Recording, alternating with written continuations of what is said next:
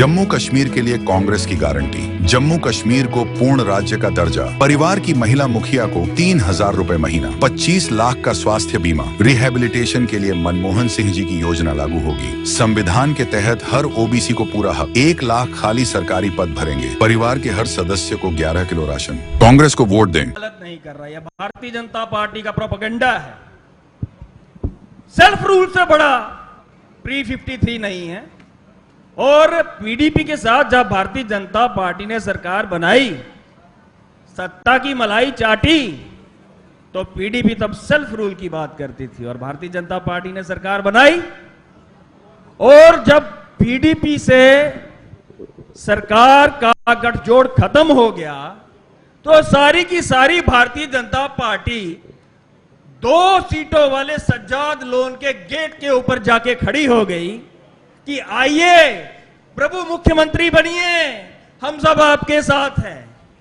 और आज मैं भारतीय जनता पार्टी का राष्ट्रवाद बता दूं।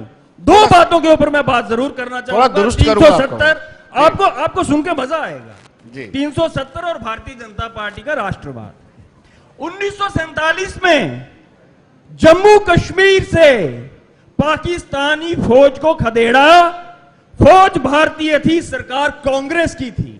1965 में पाकिस्तान को उनके घर में घुस के मारा, लाहौर में जाके, फौज भारतीय थी, सरकार कांग्रेस की थी।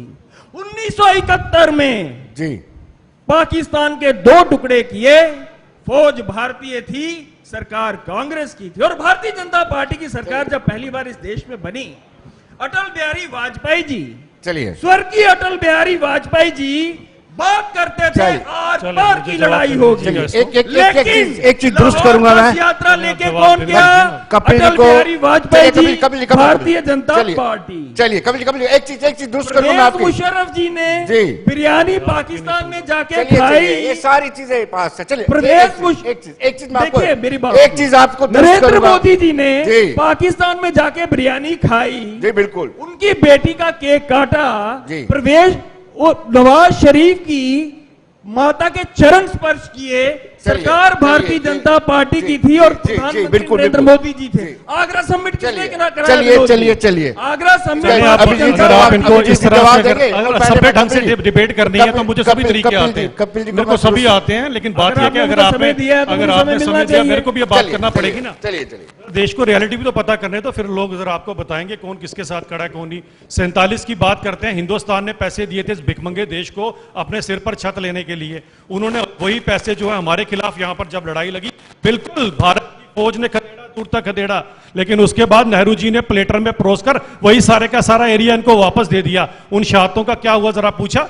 कभी आपने चीजों की बात की? यहीं पर बातें आती हैं इसके अंदर के पीओजेके के एरिया को सिर्फ और सिर्फ नेहरू जी ने इस कारण हिंदुस्तान के साथ मिलने दिया कि वो सारे के सारे नॉन कश्मीरी स्पीकिंग एरियाज थे। आज वो बेचारे आपसे ज्यादा हिंदुस्तानी है कांग्रेस वालों से, जो आज भी तरस रहे हैं कि कब हम हिंदुस्तान के साथ मिले। जहां की आज भी बुजुर्ग महिलाएं 3 रोटियां रात को एक्स्ट्रा बनाती हैं पीओजेके वाली, कि कब भारत की फौज आएगी और इस आईएसआई के चुंगल से हमें बचाएगी। और ये लोग अगर हमें इस चीज का पाठ पढ़ाएंगे तो लोगों को सचेत होना चाहिए इनके प्रोपेगेंडे के साथ। कोशिश इनकी एक ही है, ये कहते हैं कि किसी की माता के चरण स्पर्श करना कोई बुरी बात नहीं, कर बुजुर्ग महिला को करो। अरे जो इटली से आए हैं आप, उनके स्पर्श कर करके चरण, आपकी तो पार्टी वो चलाती रही यहां पर, उनके इतने आपने चरण स्पर्श किए तो हमें पता है। कम से कम ये हमारी आप ही की गलतियों के कारण, वरना वहां चले गए, वरना ये यहीं पर ही होते। और उनकी माता और हमारी माता का डीएनए मिला लीजिएगा, एक ही होगा। लेकिन आपका इटली में मिलता है तो उसमें मेरा दोष तो कुछ नहीं है, वो आपकी बात होगी। दिनेश जी से आखिरी सवाल। दिनेश जी, मेरा हो सकता है मैं कहीं गलत हूं, मुझे याद है कि तब गुलाम नबी आजाद चीफ मिनिस्टर हुआ करते थे, जब ड्यूल करेंसी की बात तारिक हमीद कराने गई थी, इनके साथ सरकार थी ना?